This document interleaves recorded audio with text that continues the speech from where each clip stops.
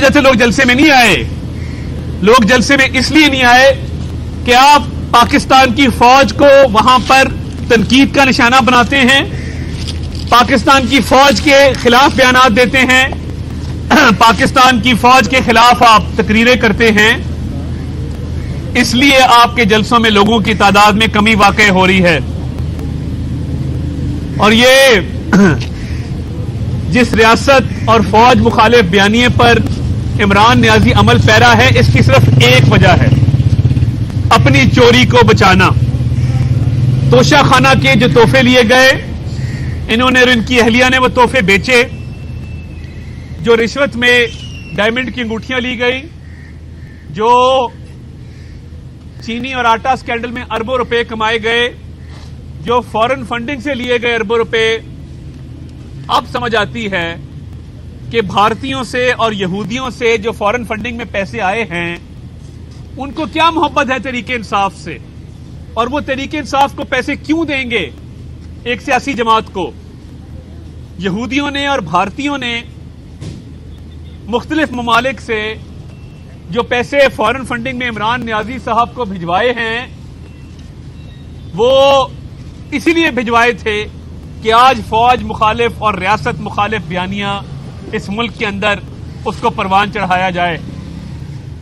एक ऐसे वक्त में जब पाक फौज सैलाब मुतासरीन की इमदाद और बहाली में मसरूफ है, सिपाही सालार के खिलाफ बात करना, आर्मी की टॉप ब्रास के खिलाफ बात करना, उनको मुतनाजा बनाना, सिर्फ अपनी सियासत चमकाने के लिए, ये इंतहाई नीच हरकत है।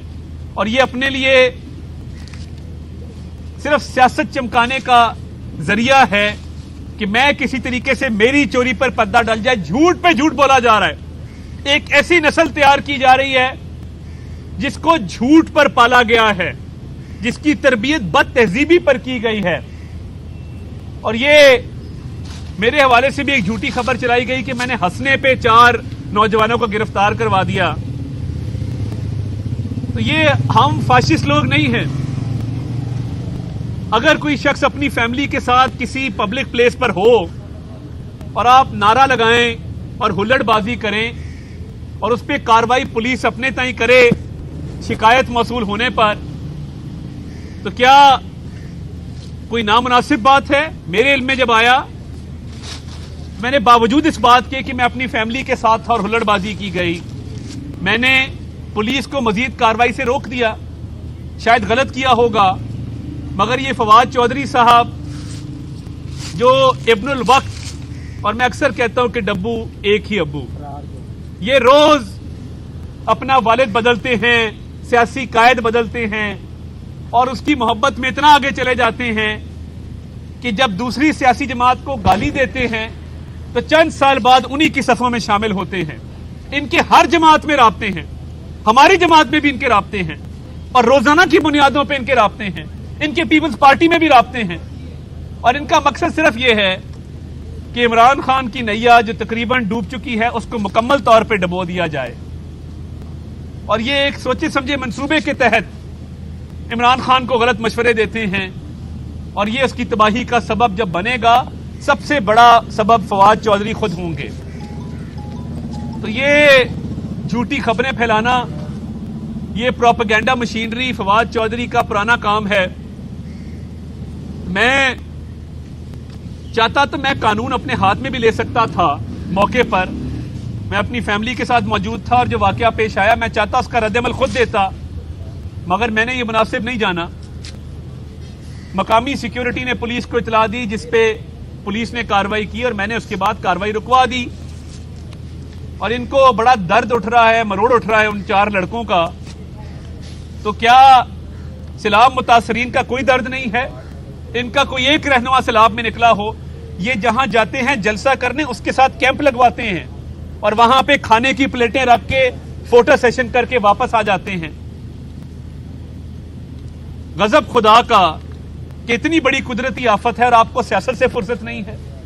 आप इस कुदरती आफत के दौरान भी, आज भी फवाद चौधरी साहब ने कहा कि DGISPR का जो रद्द अमल है इमरान खान साहब की तकरीर पर, वो ضرورت سے زیادہ ہے, ضرورت سے بڑھ کے ہے, اوور ری ایکشن ہے.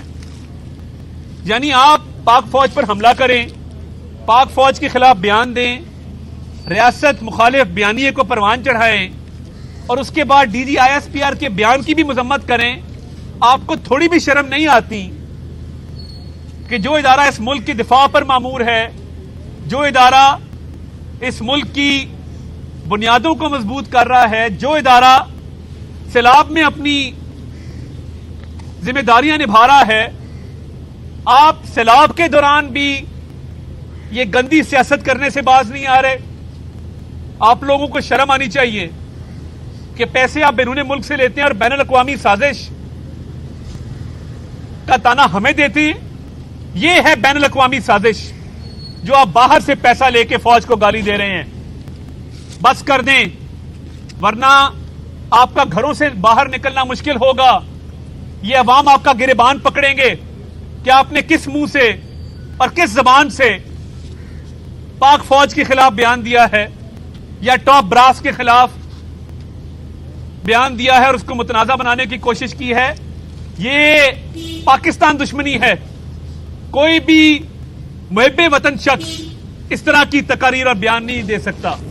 اور اس کی عقل دیکھیں کہ سیلاب زدہ علاقوں میں جا کے کہتا ہے کہ سیلاب کے آج آپ کو فوائد بتانے آیا ہوں کہ اگلی دفعہ فصل اچھی ہوگی.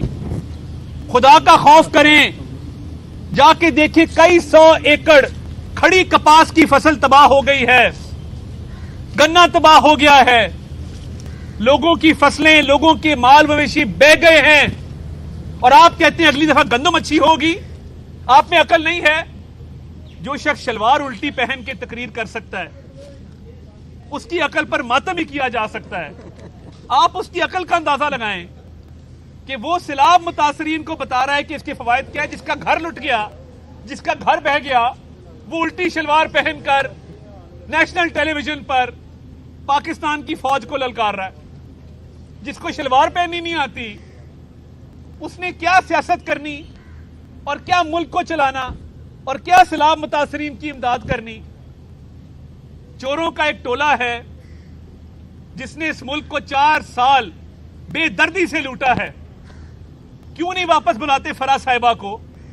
کیوں نہیں حساب دیتے توشہ خانہ کا؟ اور جو فورن فنڈنگ کا فیصلہ آپ کے خلاف آیا ہے اس میں ایک ایک اکاؤنٹ, ایک ایک پائی جو صدقات, عطیات, زکوٰۃ کے پیسے تھے وہ آپ نے لوٹے. کوئی صدقے کا پیسہ, زکوٰۃ کا پیسہ, عطیے کا پیسہ بھی لوٹتا ہے. بدترین چور ہوتا ہے جو یہ کام کرتا ہے.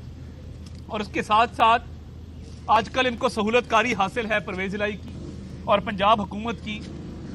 یہ عمران پرویز گٹھ جوڑ ہے جو ملک مخالف بیانیے کی بنیاد بن رہا ہے. تمام تر تحفظ ان کو پنجاب حکومت سے مل رہا ہے, اور پنجاب حکومت ہی ہے. یہ آئی ایم ایف کا لیٹر یہ تو پنجاب حکومت نے لکھ دیا تھا, وہ تو سیکرٹری فائنانس نے اور چیف سیکرٹری نے کہا کہ ہم یہ لیٹر نہیں بھیجیں گے. یہ پاکستان کے فرشناس افسر ہیں جنہوں نے ان کا راستہ روکا, ورنہ عمران خان کی ہدایت آ گئی تھی. تو یہ مونس الہی عمران خان کے ہاتھ میں اعلی کار بنا ہوا ہے اور عمران خان کو مزید تقویت دے رہا ہے پنجاب سے کہ وہ اس ملک دشمن بیانیے کو مزید مضبوط کرے. مگر ہم انشاءاللہ اس ملک کا دفاع کریں گے, اس ملک کی افواج کا دفاع کریں گے, سیلاب متاثرین کی امداد کریں گے. اور یہ عمران نیازی کے خلاف جتنے کیس ہیں آپ دیکھ لیجئے گا, یہ جب مزید کریدے جائیں گے اور یہ توشہ خانہ ہو, چاہے یہ فیروز والا والی زمین کا ایشو ہو, چاہے یہ فورن فنڈنگ ہو, چاہے یہ آٹا اور چینی کا سکینڈل ہو جس میں اربوں روپے اس قوم کے لوٹے گئے, ان کو انجام بھگتنا ہوگا. یہ نہیں ہو سکتا کہ 4 سال اس ملک کی تباہی کریں, ہمیں دیوار کے ساتھ لگائیں, ہمارے کیسز میں نکلے کچھ نہ, اور خود آپ چوری چکاری کریں, لوٹ مار کریں اور آپ کو پوچھنے والا کوئی نہ ہو. یہ نہیں ہو سکتا. وہ دن دور نہیں جب ان کا انشاءاللہ یوم حساب آئے گا اور ان کو ایک ایک پائی کا حساب دینا پڑے گا. اور جو شخص اپنے منہ سے کہے کہ خدا نخواستہ اس ملک کے 3 ٹکڑے ہو جائیں گے اگر میں اقتدار میں نہ رہا, تو یہ ذہن پر جو اثر ہوا ہے اس کے, وہ इक़्तिदार से दूरी ने इसके जहन पर असर किया है, और दूसरा डर ये है कि जो मैंने चोरी की है उसको बचाने का एक ही तरीका है कि जलसे करके, सैलाब के दौर में जलसे करके करोड़ों रुपया लगा के मुल्क मुखालिफ बयानियों को परवान चढ़ाया जाए और रियासत को डबो के अपनी सियासत को बचाया जाए। हम वो लोग नहीं हैं।